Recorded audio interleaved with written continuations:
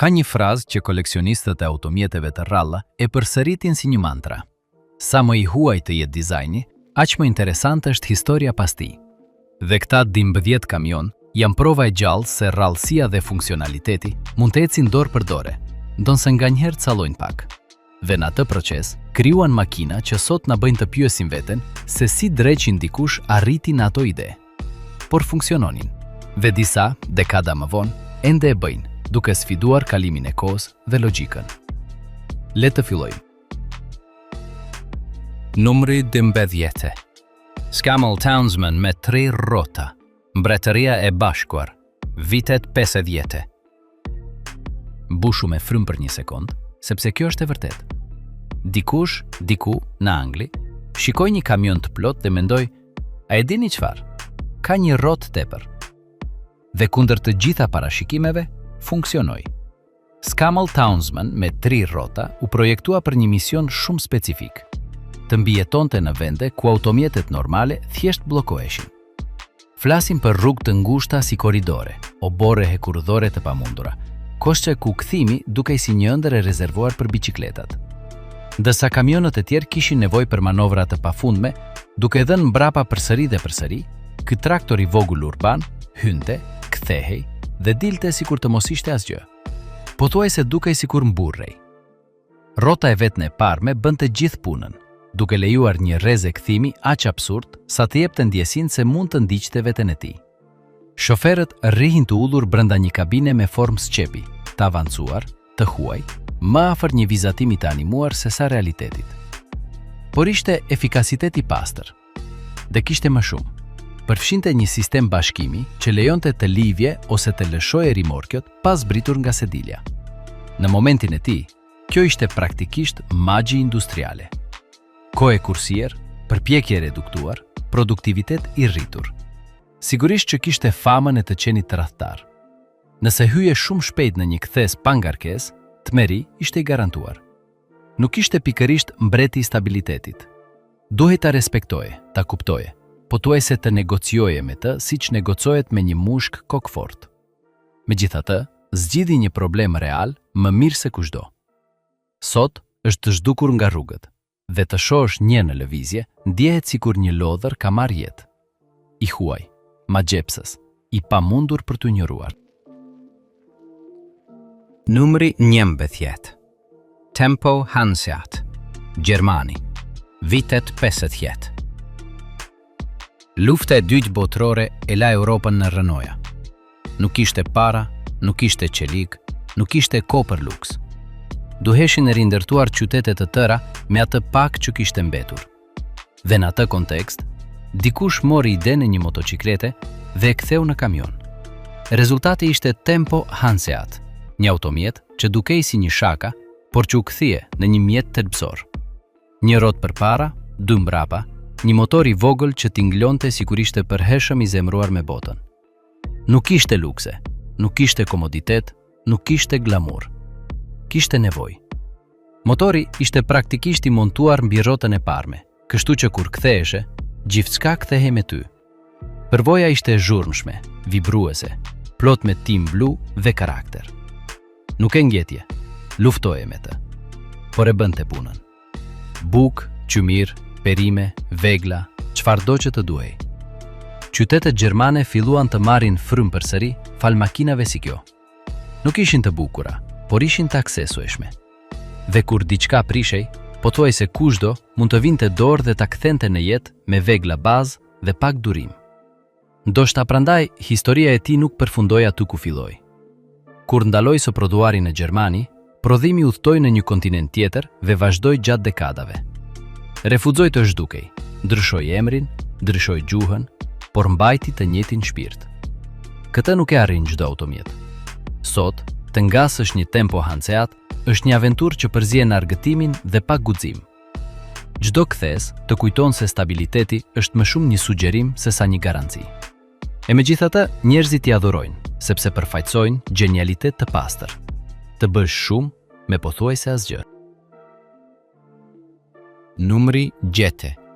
Henschel Hesnje, Gjermani, vitet 50. Disa automjete duan të tërheqin vëmendjen me forma ekstravagante ose ngjyra goditëse. Henschel Hess, një nuk ka nevojë për truke.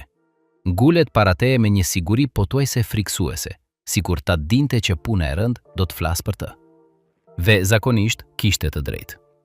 Lindi nga një kompani e famshme për ndërtimin e trenave dhe pajisjeve të rënda, makina gjigante ku fjala lëshim nuk ekzistonte. Kur aplikuan atë mentalitet të një kamion, rezultati ishte diçka jashtëzakonisht e fortë. I trash, i qëndrueshëm, i përgatitur për të mbijetuar atu ku të tjerët dorëzoheshin. Prania e tij në vepra dhe ndërtime ishte konstante. Rër, cimento, makineri ngarkonte pa drama, ndërsa automjetet e tjera fillonin të shfaqnin lodhje. Fjala e brisht thjesht nuk ekzistonte në fjalorin e tij. Shikoje përballë dhe do të kuptosh qëndrimin. Grila e spikatur, emblema e veçantë, ndjesia se çdo pjesë u projektua për të zgjatur më shumë se sa duhej. Ishte dhoi i mjetit që plaket me ty, që grumbullonte kilometra dhe plazh pa humbur asnjë pikë dinjiteti. Por këtu vjen kthesa që pak e kujtojnë. Marka pas kësaj bishe përfundoi e përpir nga një gjigant shumë më i njohur. Pak nga pak, emri origjinal filloi të zhdukej dhe bashkë me të shumë nga këto makina u harruan ose u zëvendësuan. Ajo që mbetet sot është pothuajse një fantazmë industriale. Ata që kanë punuar me një të tillë flasin për rezistencë, për ditë të pafundme, për motor që dukej se nuk lodheshin kurrë.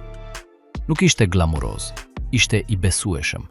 Dhe në bota reale, kjo është fuci. Të shohësh një tani është si të kriqëzohesh me një veteran që ndihmoi në ngritjen e qyteteve të tëra pa kërkuar duartrokitje. Respekt i pastër. Numri 9. Labatt Streamliner, France, vitet 30. Tani imagjino këtë. Një kamion bire që duket si një avion pa krah. Linja të lmuara, karrocerie stilizuar, një siluet aq futuriste sa njerëzit harronin plotësisht se po shikonin një automjet shpërndarje. Dhe po, ishte real. Aq real sa fitoi çmime dizajni, ndërsa bënte dërgjesa në rrugët franceze. Pas kësaj çmendurie, fshihe një personazh i papritur, një konte europian i fiksuar pas aerodinamikës. Ideja e tij ishte thjesht, por revolucionare. Nëse trenat dhe avionët mund të ishin elegant, pse një kamion duhet të ishte një kutje mërzitshme? Kështu lindi kjo pikë metali në lëvizje.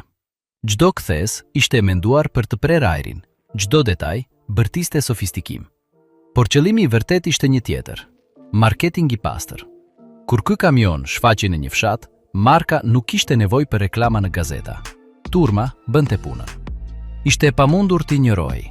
Njerëzit mblidheshin rreth tij duke treguar me gisht, duke pyetur, duke bërë fotografi. Problemi është se bukuria ndonjëherë ka datë skadence. Me kalimin e kohës, shumë u braktisën, u çmontuan ose u sakrifikuan kur metali filloi të vlente më shumë se dizajni.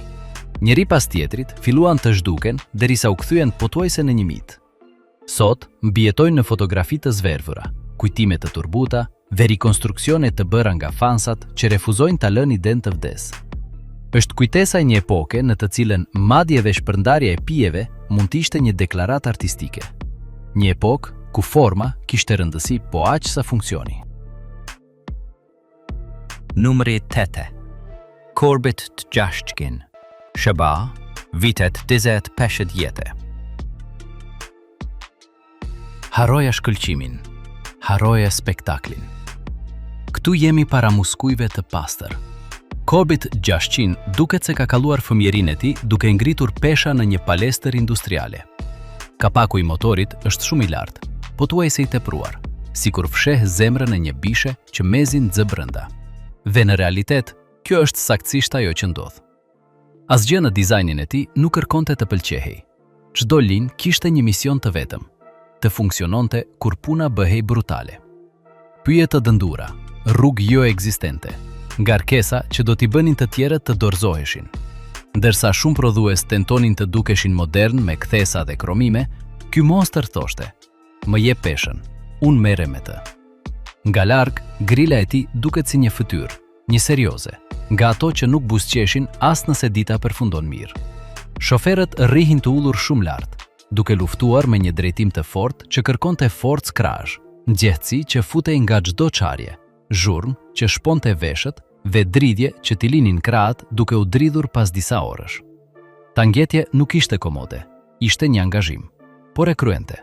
Prandaj ata që e ngjetën ende flasin për të me respekt dekada më vonë. Nuk ishte i bukur, por të çonte ve të sirte. Një cilësi që në mjediset e egra vlen më shumë se çdo luks. Sot kanë mbetur shumë pak, ve të shohësh një personalisht është si të takohesh me një dinozaur mekanik që vendosi të mos zhduket. Numri 7. Peterbilt 351. SHBA, vitet 50-70. Ka kamion të rëndësishëm dhe pastaj janë ata që kthehen në simbol. Peterbilt 351 i përket padyshim kategorisë së dytë. Hundë gjatë dhe mprehtë, qëndrim agresiv, dhoi makinës që kur shfaqet në pasqyrën e pasme të bën të hapësh rrugën pa diskutuar. Nuk ka nevojë për prezantim, sepse gjatë dekadave ishte mbreti i pa diskutueshëm i asfaltit amerikan. Por legjenda e tij nuk lindi rastësisht. U ndërtua për të duruar ndëshkim real. Miliona milje, klima të pamundura, ditë ku lodhja e shoferit ishte më e madhe se ajo e vet motorit. Ndërsa bota përparonte drejt komoditetit dhe elektronikës, ky vazhdonte të bastiste për mekanik të pastër. Këtu nuk ka kompjuter që të shpëtojnë kur diçka dështon. Nëse diçka prishet, e ndjen, e nuhet, e dëgjon. Dhe kjo është saktësisht ajo që shumë shofer veteran duan tek ai. Dizajni i hundës së ngushtë lejonte të shihje më mirë rrugën dhe të hyjete motori pa humbur kohë. Hapje kapakun anësor, sikur t'ishin krah metalik, dhe aty ishte gjithçka. E ndershme, e ekspozuar, gati për t'u riparuar nga duar që dinin çfarë bënin. Tangjetje kërkonte forcë, durim, respekt. Por në këmbim të ofronte diçka të vështirë për t'u shpjeguar me fjalë. Karakter. U kthye në imazhin mental të kamionistit klasik. Dielli duke rënë në horizont, radioja e ndezur me muzikë country, kilometra të pafundme përpara. Një përzierje lirje dhe përgjegjësie që shënoi një brez të tërë transportuesish. Sot është një pjesë koleksioni e lakmuar. Kur një shfaqet në rrugë, madje edhe ata që nuk din asgjë për kamionët, ndjejnë se po shohin diçka speciale. Ka prani, histori, autoritet. Nuk ishte më futuristi, nuk ishte më i ralli, ishte ai që përcaktoi standardin me të cilin të gjithë të tjerët maten. Deri këtu kemi parë rallë si magjepse, makina me personalitet dhe zgjidhje mekanike të avancuara për kohën e tyre. Por ata që vinë janë nga një planet tjetër. Janë ata që sfiduan fizikën, ata që cuan fjalën kolosal në një nivel tjetër, ata që duken sikur kanë dalë nga një film shkenqoro fantastik, dhe një që është aq absurd, sa do të pyesësh veten se si dikush mundi të miratonte ndërtimin e tij. Përgatitu, sepse marramendja sapo do të fillojë. Numri 6. GMC Futureliner SHBA, vitet 20. Imagjino këtë skenë. Është një ditë e zakonshme në një fshat amerikan të fundit të viteve 40. Njerëzit jetojnë jetën e tyre të qetë, pa nxitim, kur papritur një thashathem fillon të qarkullojë. Diçka e madhe po afrohet. Del nga shtëpia dhe gjëja e parë që sheh është një mur i kuq qeliku duke u avancuar ngadalë drejt teje. I lartë sa një ndërtesë dykatëshe, i shkëlqyeshëm si një raketë sapo elmuar, në mënyrë të heshtur friksues. Nuk dukej si një kamion, dukej si një mesazh nga e ardhmja. GMC Futureliner u krijua për një mision shumë specifik, të përshkonte vendin duke treguar shpikjet që premtonin të ndryshonin jetën e të gjithë amerikanëve. Energjia e së nesërmes, kuzhina mrekullibërse që gatuanin në pak minuta, motor të pamundur që funksiononin me çfarëdo gjëje. Por para se spektakli të fillonte, vetë automjeti e kishte fituar tashmë betejën, sepse ishte thjesht i jashtëzakonshëm. Shoferi udhëtonte në qendër të ngritur, sikur të pilotonte një anije hapësinore nga një kabinë komandimi e gjamtë. Asnjë pasqyrë normale, asnjë referencë e njohur, vetëm një pamje dominuese të botës, ndërsa turma shikonte nga poshtë me gojë hapur. Dhe kur ndalonte, magjia reale fillonte. Anët hapeshin hidraulikisht. muret transformoheshin në skena dhe papritur, kamioni ishte një teatër shëtitës, një dritare direkte drejt të nesërmes. Familje të tëra mbeteshin të paralizuara duke parë demonstrime që dukeshin sikur kishin dalë nga një shekull tjetër. Gjëja më e pabesueshme është se ndërtuan vetëm një pjesë të vogël të këtyre automjeteve, 12 për të qenë të saktë. Shumë pak mbijetuan kalimit të kohës, braktisjes, skrapit. Dhe sa herë që një shfaqet në një ankant, çmimi rritet në nivele që bëjnë të dridhen edhe koleksionistët veteran me llogari të majme. Sepse nuk blen metal, nuk blen një motor. Blen një premtim që bota dikur e besoi të mundur. Futureliner përfaqëson një epokë në të cilën e ardhmja do të ishte shkëlqyeshme, aerodinamike dhe perfekte. Një fantazi mbi rrota që me kalimin e viteve u bë pothuajse mitike. Sot ta shohësh është si të vëzhgosh një kujtim të diçkaje që kurrë nuk përfundoi së ndodhuri, por që për një moment të gjithë besuam se do të vinte. Numri 5. Davian, Emiratet e Bashkuara Arab, vitet 2000. Të paralajmëroj diçka. Asnjë fotografi nuk e përgatit vërtet trurin tënd për të kuptuar këtë. Sepse kur e sheh personalisht, kur e vendos pra një automjeti normal, mendja jote hyn në konflikt. Proporcionet janë gabim, logjika zhduket, sensi përbashkët bën valishet dhe ikën. Është sikur dikush të kishte marrë një lodër nga ato që shiten në dyqane koleksionistësh dhe ta kishte zmadhuar derisa ta bënte qesharake. 35 këmbi gjatë, më shumë se 10 metra, 10 rrota, secila në madhësinë e një personi. 24 ton të i kalimi pastër. Dhe pse? Përgjigja është ta që thjesht së është zhgënjyese, sepse munden. Lindinë e Emiratet e Bashkuara Arabe, atë cep të botës, ku fjallat teprica, ndonjëherë mbetet e shkurtër për të përshkruar atë që njerëzit janë të aftë të ndërtojnë, kur parat nuk janë problem. Krijuesit e tij përzihen skeletin e një transporti ushtarak, me detaje estetike që duken sikur kanë dalë nga një foristrad klasike amerikane. Rezultati është një krijesë hibride që nuk duhet të funksiononte, por funksionon. Gjysma relikt ushtarak, gjysma eksperiment dizajni, gjysma demonstrim i fuqisë ekonomike. Po, ka shumë gjysma, por kështu është ky automjet absurd. Shoferi vendoset shumë brapa, pothuajse në skajin e pasma, sikur të ishte duke pilotuar një ndërtesë nga kati i fundit. Automjetet e tjera që qarkullojnë pranë tij duken si miniatura lotrash. Nuk e ndan rrugën me një Davian, e dominon atë. Por këtu vjen gjëja më e egër nga të gjitha. Nuk u ndërtua për të punuar. Nuk u projektua për të qenë praktik, as për të transportuar ngarkesë, as për të bërë ndonjë lloj pune të dobishme. Është një deklarat, një pjesë unike e destinuar për të bërë të qartë se nëse kufiri ekziston, dikush ka parat dhe vendosmërinë për ta injoruar plotësisht. Të lëvizësh një mas të tillë kërkon një brutalitet mekanik serioz, dhe kur motori zgjohet, dyshemea praktikisht e ndjen bisedën përmes shputave të këpucëve. Nuk është një automjet që e kërkon hua për të shkuar të blesh bukë. Është një që e sheh me një përzierje magjepsieje dhe frike të lehtë, sepse e di që nëse ai gabon, ti humbet. Numri 4. Oshkosh. Modeli me 8 rrota motrike, vitet 70. Nëse ndonjëherë keni parë një insekt gjigant dhe keni ndjer atë përzierje magjepsieje dhe neverje që prodhon ajo që nuk është njerëzore, por lëviz me qëllim, Oshkosh me 8 rrota do t'ju prodhoj saktësisht të njëjtën ndjenjë. I projektuar për ushtrinë amerikane në vitet 70, ky kamion dukej si një merimang mekanike e gatshme për t'u ngjitur në çdo sipërfaqe, sado e pamundur të dukej. Kishte 8 rrota dhe më e rëndësishmja, të 8 ishin motrike. Nuk ishte rrotë të vdekur, nuk ishte pikë të dobët, por ajo që e bënte vërtet special ishte sistemi i tij i drejtimit. Jo vetëm rrotat e parme ktheheshin, edhe ato të pasmet e bënin, edhe ato të mesit gjithashtu, duke lejuar që ky kolos prej 30 tonësh të mund të kthehej praktikisht mbi veten e tij. Imagjino një kamion në madhësinë e një shtëpie duke manovruar në një hapësirë ku një automjet normal do të kishte vështirësi të parkonte. Ky ishte Oshkosh.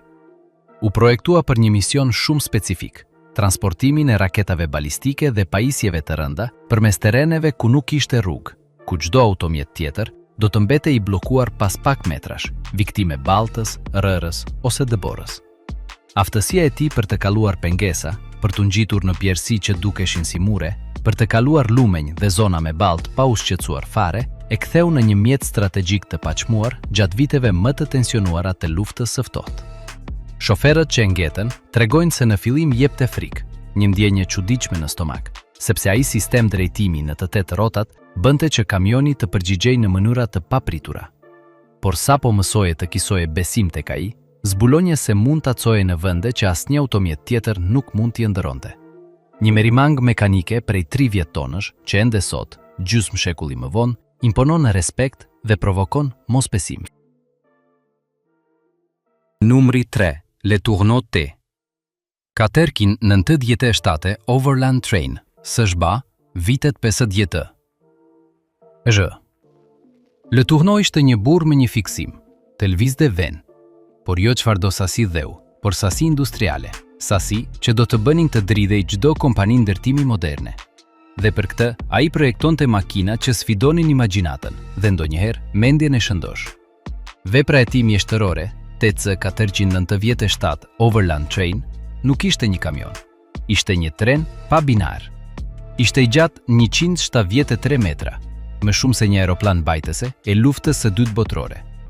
Kishte 54 rrota, secila me diametër pothuajse 3 metra, secila me motorin e saj elektrik.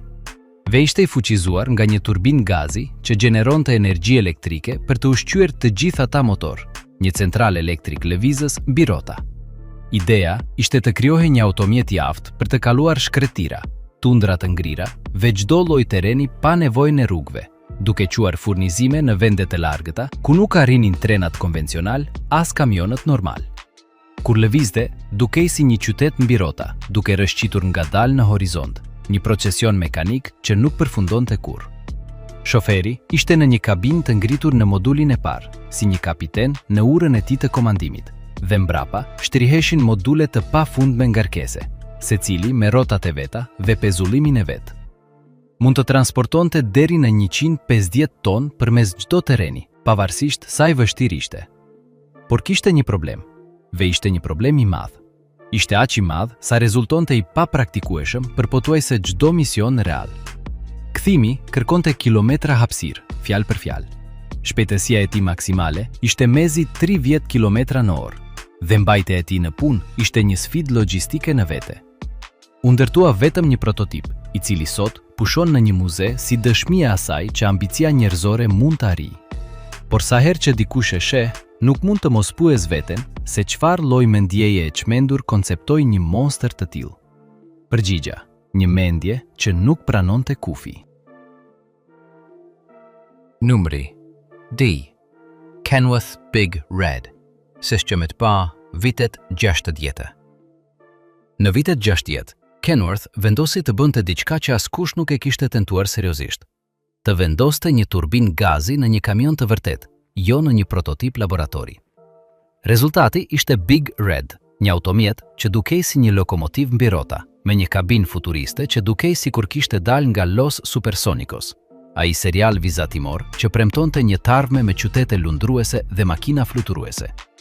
Ishte i gjatë më shumë se 12 metra, dhe silueta e tij aerodinamike priste erën me një elegancë që asnjë kamion nuk e kishte pasur më parë, duke u thyer me estetikën katrore dhe funksionale të epokës.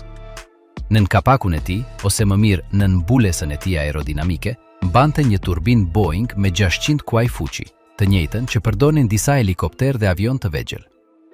Zurma ishte shurdhuese, një ulime vazhdueshme që bënte të dridhej asfaltin dhe që dëgjohej kilometra larg. Po gjëja interesante e Big Red nuk ishte vetëm teknologjia e tij e avancuar, por qëllimi i tij. Kenworth e ndërtoi për të testuar nëse turbinat mund të ishin të zbatueshme në transportin e rënd, nëse mund të ofronin një alternativë ndaj motorëve naftë konvencional. Përshkoi mijëra kilometra në rrugët amerikane, duke tërhequr vëmendjen kudo që shfaqej. Njerëzit ndallonin për të parë, për të bërë foto, për të pyetur se çfarë ishte ajo anije hapësinore mbi rrota që guxonte të qarkullonte në rrugët e tyre. Në fund, turbinat rezultuan të ishin shumë jo efikase për përdorim komercial, konsumonin lëndë djegëse sikur të mos kishte të nesërme dhe gjeneronin një nxehtësi ferri. Por Big Red provoi diçka më të rëndësishme, që Kenworth ishte i gatshëm të rrezikonte, të ndëronte, të ndërtonte gjëra që askush tjetër nuk guxonte as t'i vizatonte. Sot pushon në një muze, por ndikimi i tij dihet në çdo kamion aerodinamik që shohim në rrugët moderne. Ishte i pari që provoi se një kamion mund të ishte gjithashtu një deklaratë e së ardhmes, një premtim i asaj që do të vinte. Numri 9. Mbreti e absurdit. Hayes H.D. Hetz. Kanada. Vitet 50-80. Nëse ndonjëherë keni parë avull duke dalë nga rrota të një kamioni, sikur makina po nxirrte frymën e saj të fundit ose po përgatitej për një betejë, ndoshta po shikonit një Hayes H.D. Hetz. Ky nuk ishte një kamion shpërndarjeje urbane, nuk ishte një automjet ndërtimi konvencional. Ishte një monster i industrisë pijore kanadeze, i projektuar për një mision të vetëm: të zbriste malet i ngarkuar me trungje gjigante pa vdekur në tentativë. Rrugët e shfrytëzimit pijor në Kolumbinë Britanike ishin, dhe vazhdojnë të jenë, disa nga më të rrezikshmet e planetit. Pjerësi aq të pjerta sa frenat konvencionale, thjesht mbiseheshin dhe dështonin, duke e kthyer zbritjen në një rulet ruse. Ngarkesa prej 200-300.000 funte druri duke shtyr poshtë, duke u përpjekur ta kthenin kamionin në një projektil të pakontrollueshëm. Zgjidhja e Hayes ishte aq e thjeshtë sa ishte e tmerrshme. Një sistem frenash të ftohura me ujë. Kamioni mbante një rezervuar gjigant me kapacitet prej qindra litrash, qëllimi i vetëm i të cilit ishte të spërkaste ujë vazhdimisht mbi tamburët e frenave për të shmangur arritjen e temperaturave kritike. Sepse një Hayes H.D. Hetz, duke zbritur një mal i ngarkuar, ishte praktikisht një zjarr potencial në lëvizje, një lëmsh metali i skuqur, gati për t'u dalë nga kontrolli. Kur e shihje duke zbritur, mund të vëreje avullin duke dalë nga rrotat, sikur makina po merrte frymë, si një dragua mekanik duke nxjerrë frymën e tij pas një dite të gjatë. Struktura e tij ishte brutaliste, katrore, e rëndë, e ndërtuar pa lëshime ndaj estetikës apo komoditetit. Platforma e ngarkimit mund të ishte deri në 14 këmbë gjerë për të mbajtur trungjet më të mëdhenj që makineria pijore mund të priste. Lartësia e tij ishte friksuese, prania e tij dërmuese. Ishte një gjigant i projektuar për një mjedis ku një gabim do të thoshte të bie nga një gremin prej qindra metrash, ku jeta e shoferëve vare nga funksionimi i atyre frenave të ftohura çdo sekond të çdo zbritje. Vegjëja e pabesueshme, ajo që sfidon çdo logjik, është se shumë nga këta kamion ende punojnë në pyje sot. Jo sepse janë modern, jo sepse kanë teknologjinë e fundit në siguri, por sepse janë shumë rezistent për t'i tërhequr. Të ndërtuar në një epokë ku inxhinieria kërkonte diçka më të thjeshtë, por shumë më guximtare, Hayes H.D. Hetz vazhdojnë të jenë atu, duke sfiduar kohën, malet, vetë gravitetin. Sepse në fund, këta kamion nuk transportonin vetëm dru. Transportonin fiksimin njerëzor për të shtyr kufijtë të mundshmes, për të arritur pak më larg, për të ngarkuar pak më shumë peshë. Dhe për këtë, pa asnjë dyshim, Hayes H.D. Hetz është mbreti i padiskutueshëm i kamionëve klasik më të rrallë të ndërtuar ndonjëherë.